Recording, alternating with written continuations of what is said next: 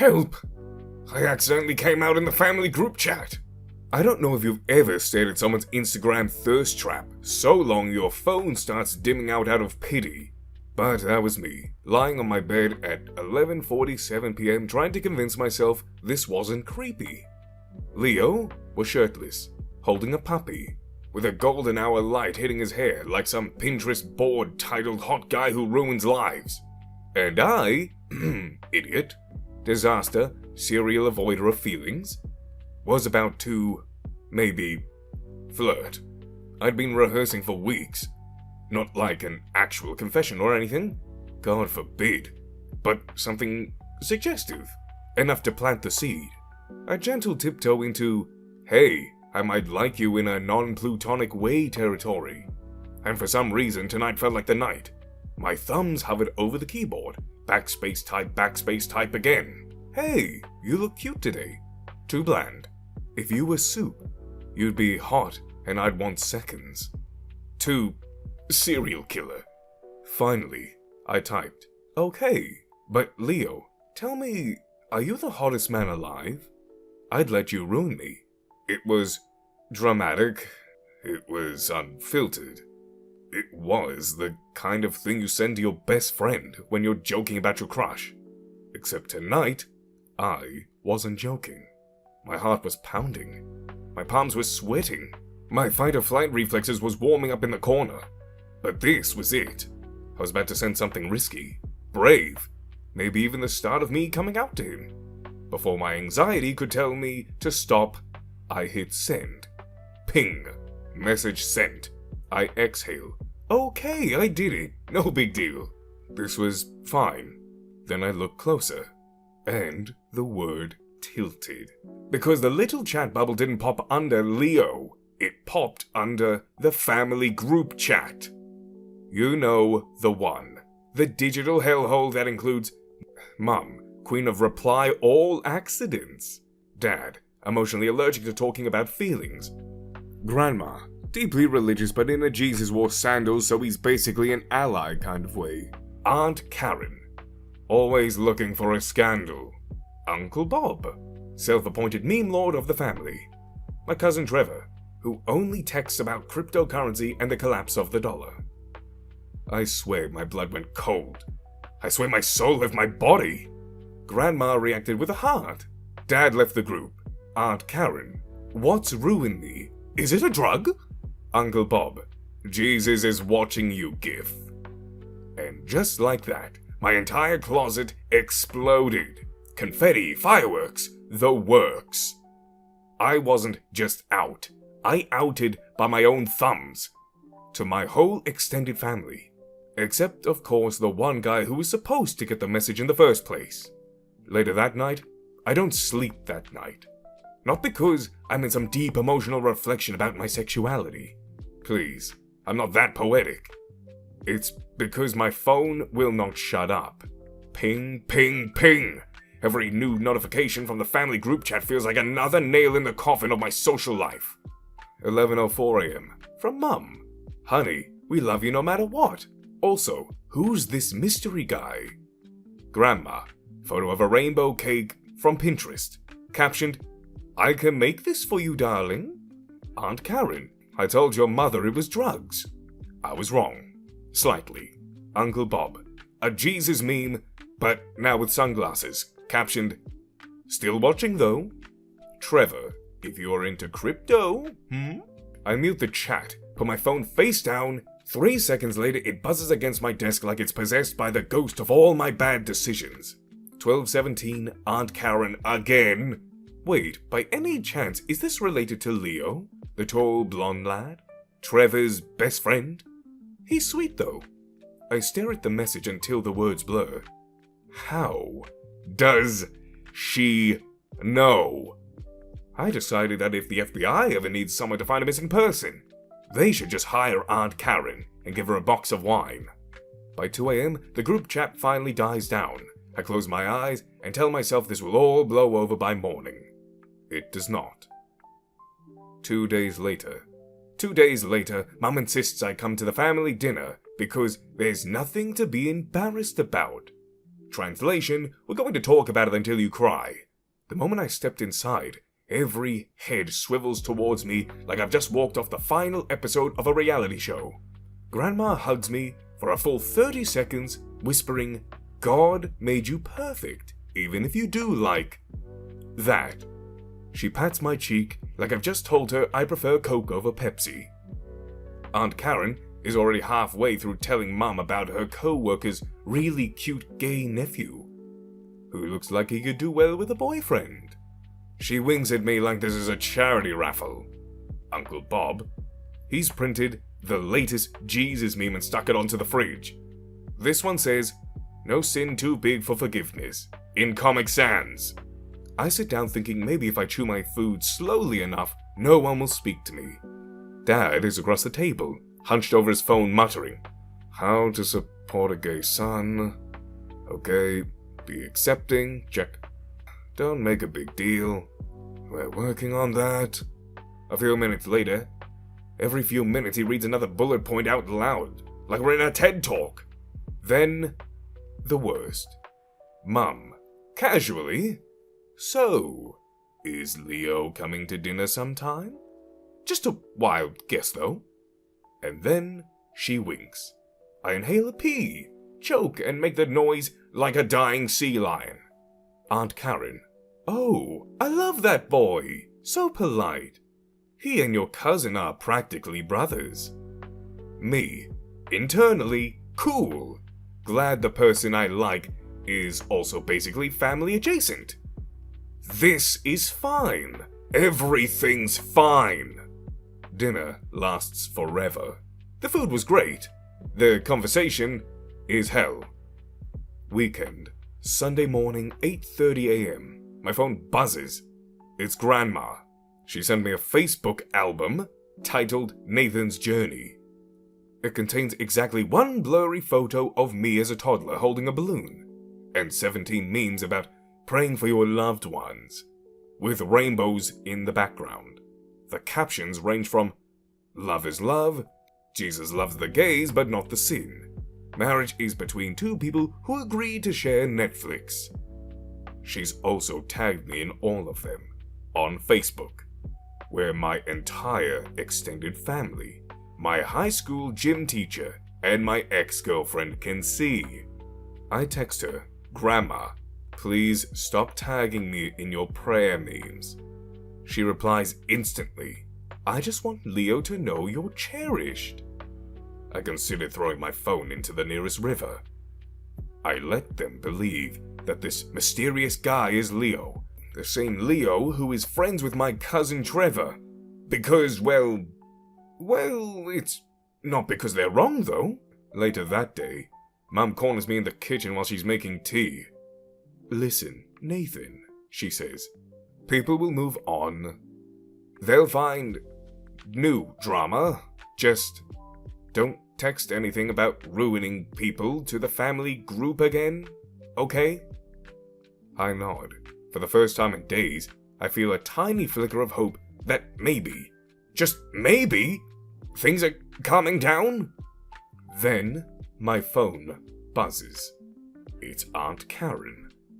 "Did you see Leo's new Insta story?" "Nope, never mind. I'm doomed." 2 weeks later, I actually started to think I might survive this whole accidental coming out to the extended family fiasco. Mum had stopped bringing me rainbow cupcakes every other day. Dad, well, technically, he is my stepdad, but I don't see him in that way.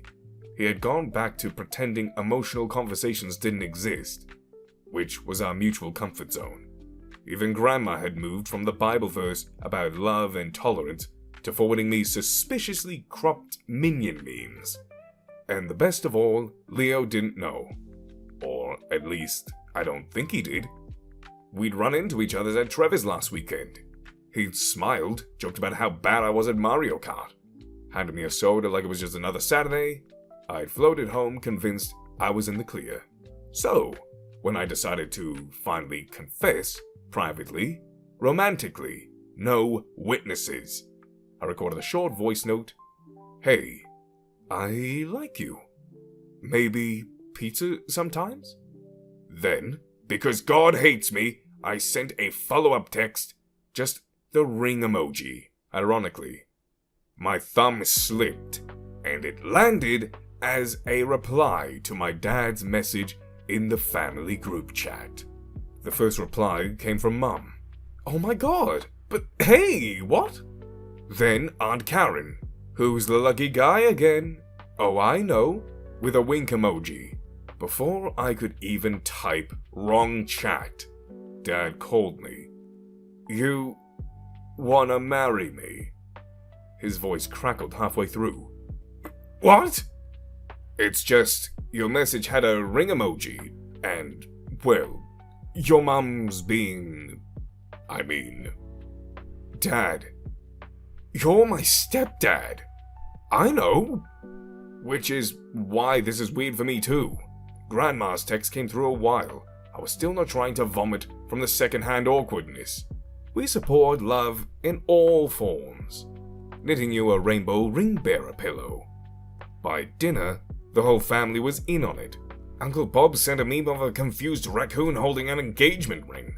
Trevor didn't say a word, but smirked every time I looked at him, which felt suspicious. I deleted the message from the chat, but that didn't stop them.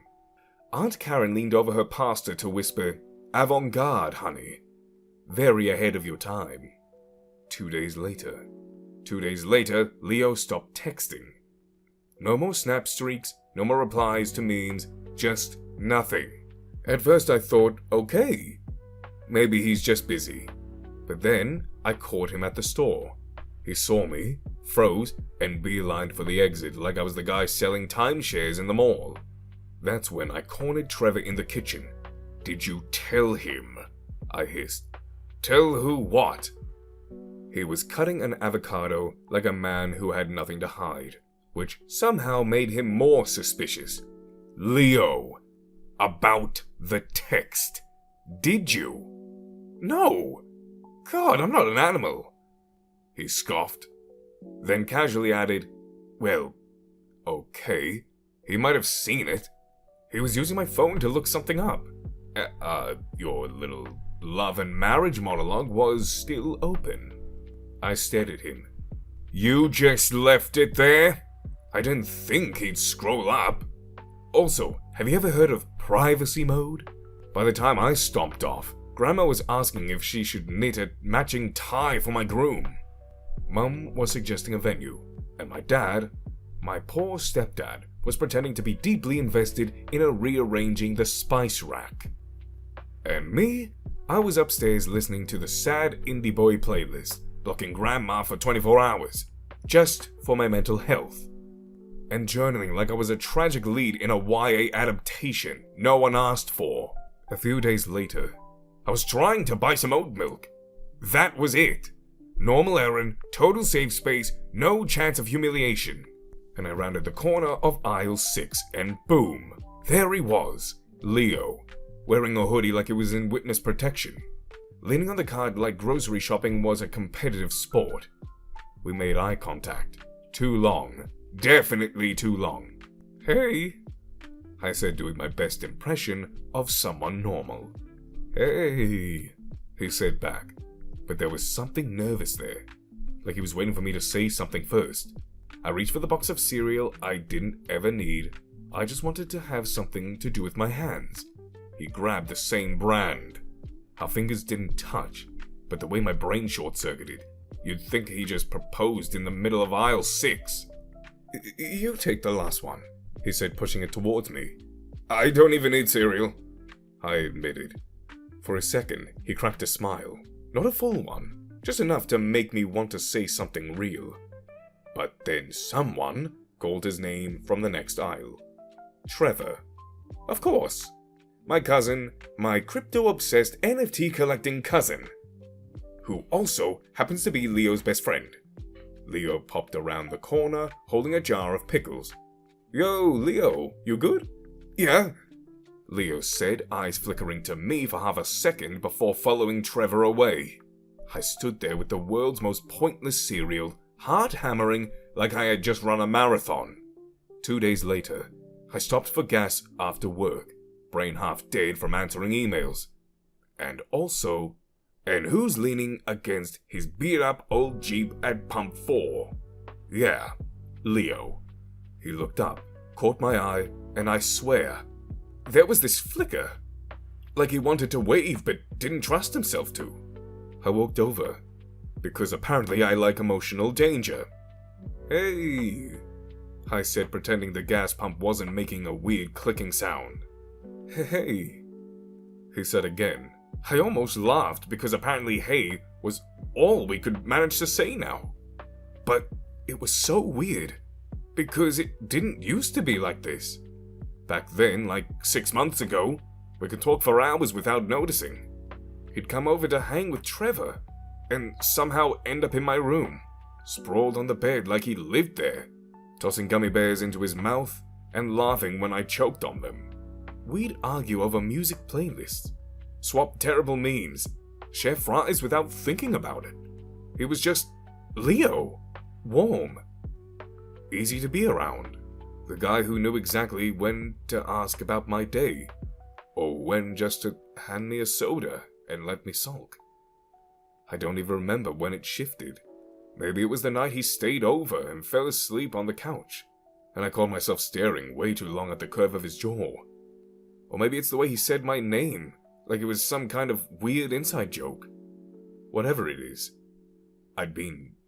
whatever it was, I'd been in trouble since. And then, the text. The one that turned my safe little crush into a minefield. Now, here we are, standing in the smell of gasoline and awkward silence, like we've never known how to talk. For a second, we stood there, and the world spinning awkwardly. I finally blurted, "You've been avoiding me." His gaze snapped to mine. A little sheepish. "Not avoiding exactly, After the chat, I thought, maybe you wanted space. Didn't want to make it worse. I thought you hated me." "What? No, more like, I wasn't sure if you wanted to talk. Didn't want to crowd you." My heart calmed a little. At least we were on the same nervous page. Trevor's Jeep pulled up. He was driving and the passenger seat was empty, which meant Leo was riding with him. My cousin leaned out the window. "Nathan, you going to the family thing this weekend?" I groaned. "What do you mean?" Trevor grinned. "Oh, you'll see. Bring your appetite." Leo didn't say a word, but when Trevor pulled away, he looked at me for a beat too long, like there was something he wanted to say but couldn't. Not yet. A week later. You know those casual family get-togethers that are somehow more stressful than a job interview? Yeah, that. Mum had just a few snacks ready. Enough food to feed a medieval army. Aunt Karen was already whispering to Grandma about some news she'd overheard, and Dad was nervously recognizing the same set of cutlery because, fun fact, he's emotionally allergic to feelings and social chaos. I walked in and immediately spotted him, Leo, standing there with my cousin Trevor, laughing at something on Trevor's phone. My heart did this whole skip a beat, then immediately sprint thing. He looked good. Like, unfairly good. Casual hoodie, messy hair. Smile that could ruin my GPA if I still had one. The problem, this wasn't a coincidence. Trevor invited him, and Trevor hadn't said a word. "Hey," Leo said, like we were just bumping into each other at the grocery store, and not at the epicenter of my emotional apocalypse. "Hey," I echoed, already sweating. 5 minutes in, the family version of the proposal incident hit the table. Aunt Karen started it. "So Nathan, are you still engaged to your father?" I choked on my soda. "He's my stepdad!" Mum cut in. "Oh, sweetie, we don't use that word in this house." Grandma, oblivious, added, "Your love knows no labels." Dad dropped a fork. "We are not doing this again." "Leo?" He was just smiling, like he was trying really hard not to laugh, which made it worse. A little while later, by some miracle, or maybe Grandma's scheming, Leo and I ended up outside on the patio, away from the chaos. It was quiet, except for the faint sound of Uncle Bob showing Trevor a meme about Bitcoin. Fairy lights glowed overhead, giving everything that weirdly romantic Hallmark movie vibe I did not feel prepared for. So, Leo leaned against the railing watching me. That was a lot, I groaned. I swear, I wasn't proposing to my dad. I know, he said, smirking. But you were sending that to me? I froze. Wait, how did you... Trevor, he said.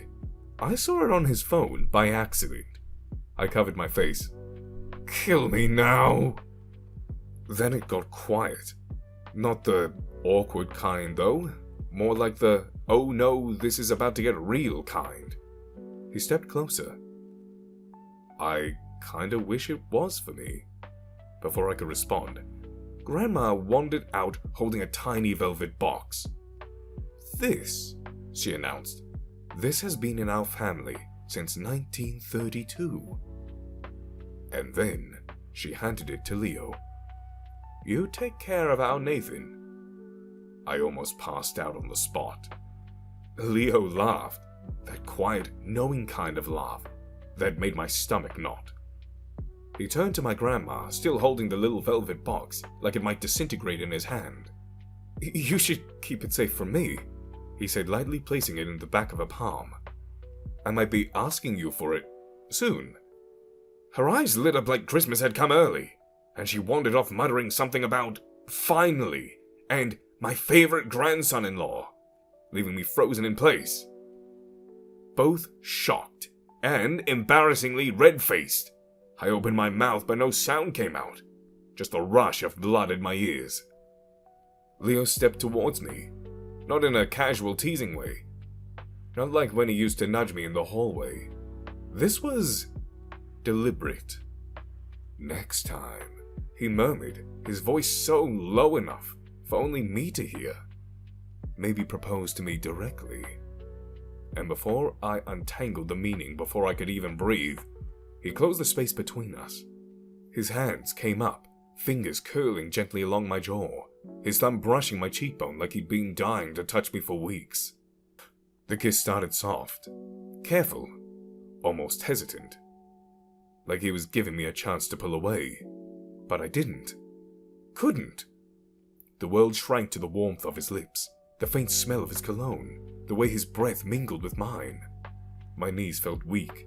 My knees felt dangerously untrustworthy. It wasn't for show. It wasn't a joke. It wasn't for anyone else in the room. It was slow, real, and impossibly warm. The kiss was the kind of kiss that felt like a beginning. When he pulled back, I was still leaning forward, chasing the ghost of it. A month later, if I could bottle the past 4 weeks and keep them in my nightstand, I would. Every date with Leo felt like he'd been waiting for me my entire life. Like the universe had been dangling this quiet joy in front of my face and finally said, fine, you can have it. It wasn't grand gestures, though there were a few of those midnight drives where we parked just outside of town and listened to terrible late-night radio shows. And once, when he showed up at my door at 2 a.m., just because he had to see my face before he could sleep. It was smaller things, mostly. The way his thumb would find my wrist under the table when we were eating at the cafe. And the way he'd remember my coffee order exactly. Not just the drink, but the ridiculous habit of leaving the lid slightly open, just because I hated the sound of the vacuum-sealed pop. If we were walking past people, we'd always step just close enough that our shoulders brushed. But never enough to make it obvious. We were dating, for real. It went in every way that counted, except the one that apparently mattered to the world. Admitting it out loud. See, my family already knew. in the way that people know when they walk in halfway through the movie and decided they understand the plot. There'd been jokes, too many snide little comments, pointed looks, my cousin once sending me a rainbow cake emoji in the middle of the family group chat argument. But none of it had been official. After all the mess that happened, the ring debacle, the almost proposal that wasn't the whisper, it felt like confirming it would be.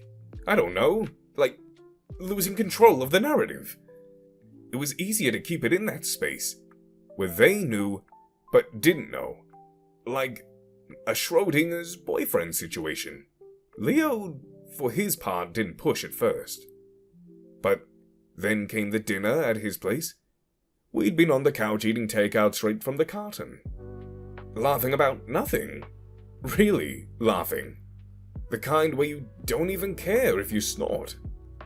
When he leaned back, looked at me, and said almost calmly, "You were accidentally brave."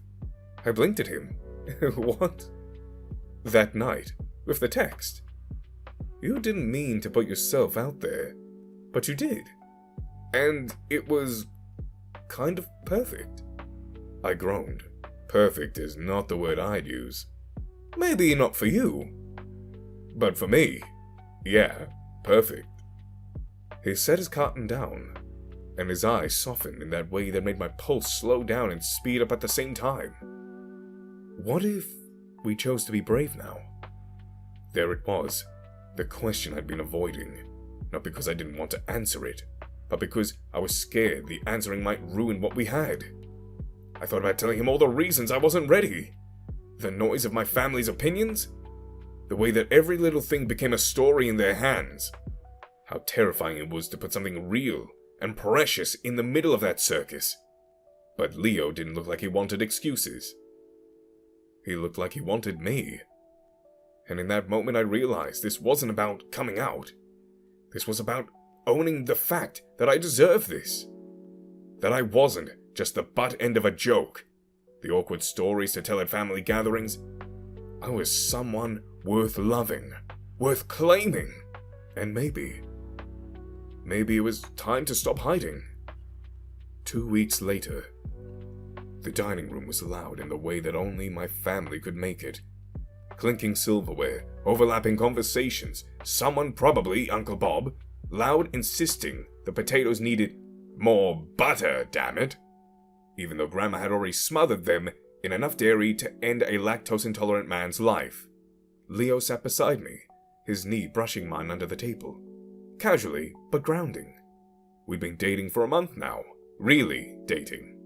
And while every stolen kiss in the car, every late-night grocery store run, every quiet morning coffee had felt like a miracle, this part, telling them this part, had been the mountain I'd been circling instead of climbing. The thing was, they already knew, or thought they did, or joked they did. But knowing through memes and accidental proposals was not the same as me standing here fully awake, fully myself, and telling them in my own words. I waited until the noise died down just enough for my voice to carry. My fork clinked softly against my glass. "Okay," I said, heart hammering, like I wanted to knock the plates over. "I have something to say." 20 pair of eyes turned my way. Grandma looked delighted, which was mildly terrifying. I wanted to... "Thank you," I began, my voice steadier than I felt. "For the chaos, for the group chat, for not making me feel like the worst human alive, after, you know." A wave of laughter rolled over the table, soft and warm, like we were all in on the same secret. And also, I continued turning to Leo, for not making me feel like a joke. Because this isn't one. Not to me. You, my throat caught, I swallowed. You make my life better every day, and I don't want to keep quiet anymore. So, I lifted my glass towards him. His eyes didn't leave mine. This time, I said, voice low but sure, It's not a proposal. It's a promise. I want to love you out loud. Silence. And then Grandma's chair scraped back as she stood, muttering about finally, before she dabbed at her eyes with a napkin. Dad sniffled. My little sister was recording. The traitor. Uncle Bob blessed him, muttering something about onions in the air before pretending to check his phone.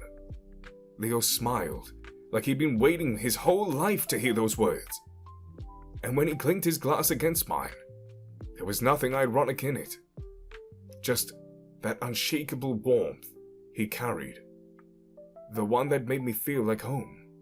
Grandma broke the moment with a stiff and said, "Well, I suppose I should take out my old dress for when I was proposed to. It's very slimming. You can borrow it." The table erupted into laughter, the kind that felt like a blanket wrapping around us all. Later, when I checked my phone, the group chat had been renamed Gay Wedding Planning. No pressure. And for the first time, it didn't feel like pressure at all. It felt like family. 6 years later. 6 years later.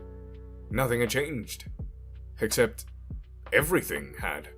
Leo and I had built a life so ordinary. It was extraordinary. We'd moved into a little apartment first, then a bigger one, then finally bought the small brick house, then a bigger one, then finally bought a small brick house with a creaky floor and a lemon tree in the backyard. We had fights, some stupid, some scary, but always circled back to the same truth. Neither of us were going anywhere. We had hosted family dinners, survived flu seasons together, gone on spontaneous weekend trips, and spent far too many Sunday mornings eating pancakes in bed while the laundry sat forgotten in the machine. Somewhere along the way, my boyfriend turned into my partner, and neither of us really noticed when it happened.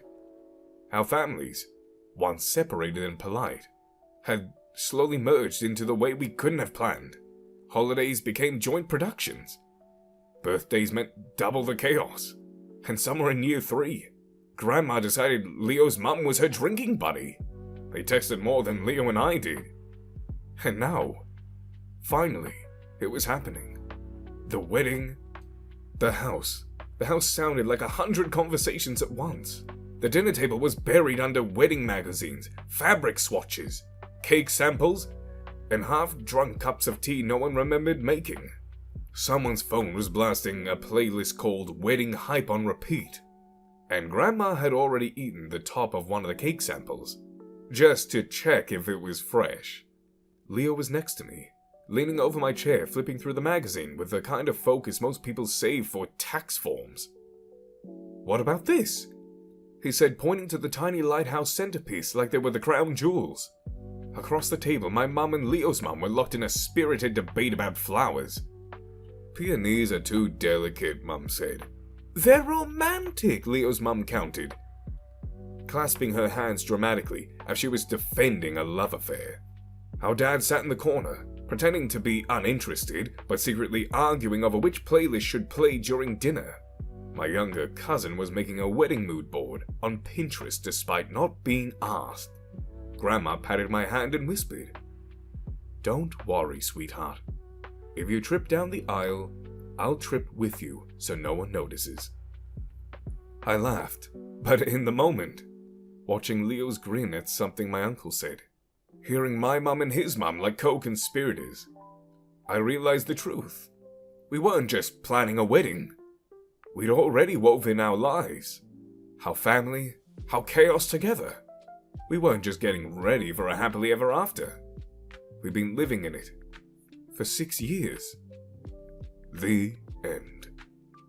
What little detail would make your happily ever after feel complete? Thank you for watching. Subscribe to become a part of our Rainbow Force. And consider joining our membership for early access and exclusive content. And stay wholesome.